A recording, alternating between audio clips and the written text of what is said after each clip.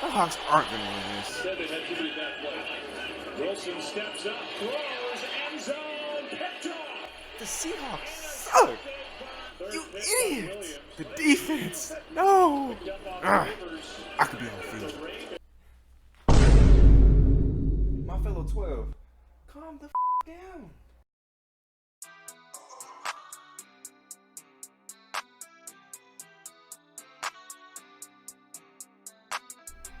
YouTube, what is going on, y'all? It's your boy SteezyASmith back in the building, and today I'm here to reassure you guys as to why the Seattle Seahawks are still Super Bowl contenders in the NFL. Hey, I hope you guys like that little skit, Team Steezy. Please be sure to hit that subscribe button. Be sure to show us some love. Smash that like button. Be sure to tell a friend to tell a friend. Follow the extension of our YouTube on Instagram at SteezyASmith for daily content. Let's hop right into it, folks. Coming off a thrilling 28-21 victory over NFC West rival Arizona Cardinals on Thursday Night Football, there's a lot of good things to pull from that game. And although the final score indicated 28-21, the final score could have very well have been 35-21, 42-21. Think back to DK Metcalf and his few drops. Remember the one in the end zone where he got hit in the face? Remember the little catch and run where he tried to run with the football before he caught it?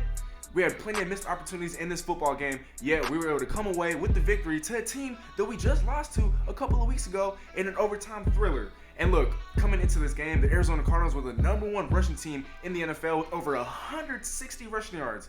Guess how much they had in this game?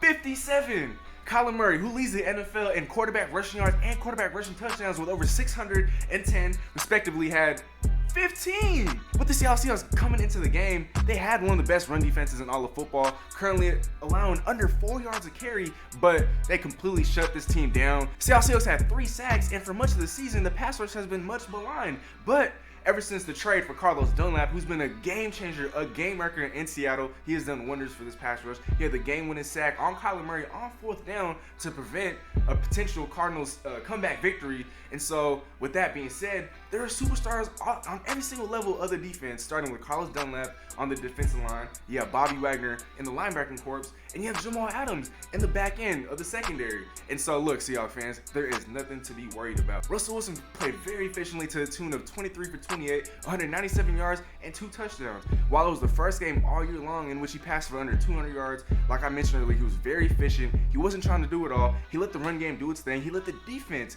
do its thing. And talk about the defense, the much maligned defense, the worst defense in the NFL, right? Well, they held one of the best offenses in all of football to 21 points. And guess what? The week before, the Rams, they held them to 23 points. And so you mean to tell me this is still the worst defense in football? Come on, y'all. Look, guys aren't even healthy. We didn't have any of our starting cornerbacks. Shaquille Griffin didn't play. Quentin Dunbar's on IR. Michael Kendricks isn't in the lineup yet. Jamal Adams is still coming back. He's still reacclimating himself to the defense. Folks, we need to stop panicking. We need to judge this team when we have a fully healthy roster.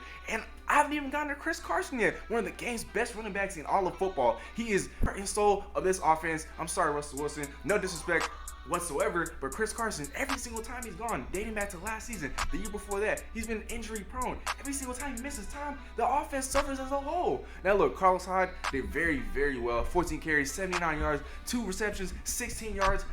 He was an absolute beast. A touchdown. He had that fumble recovery at the end of the game. Carlos Hyde, truly the MVP of that game. DJ Reed, shout out to DJ Reed, all over the field on defense, 11 total tackles. Who knows, maybe he's our starting cornerback, and Quentin Dunbar comes back, he could be the starting nickelback. But look, all I'm saying is there's a whole lot of optimism for this defense. Guys are still acclimating themselves. Damon Snacks Harrison, you guys remember him? He's still reacclimating himself to the lineup. There are a whole lot of positive things left for the remainder of the season.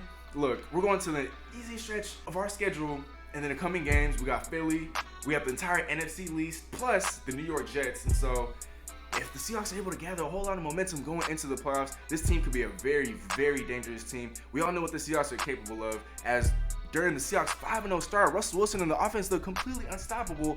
And yes, they can still be completely unstoppable, but you can't expect Russell Wilson to win every single shootout. He has to have help from the run game. He has to have help and assistance from the head coaches. He has to have help and assistance from the defense. And judging from the last couple of games, that's what we've gotten. Now, For reference, the reigning defending Super Bowl champions, the Kansas City Chiefs, through their first 10 games of the regular season last season, they were 6-4. Pat Mahomes, incredible as he usually does. The defense was amongst the worst in football. Now, looking at the Seattle Seahawks, they're 7-3 through their first 10 games this season, and they have the same issue. Our defense is amongst the worst in all of football. Well, the Chiefs, they turned it around last season in their final 6 games of the regular season to become one of the best defenses in all of football, en route to the playoffs, and the rest was history. So Seahawks fans, we are still Super Bowl contenders. Let's chill out and let's wait to judge this team when we have everyone fully healthy. Once everyone is fully healthy, then we can judge this team and judge whether or not they're Super Bowl contenders. But with the way that we've been playing the last couple of games, despite the number of injuries, despite the number of absences, we're still Super Bowl contenders.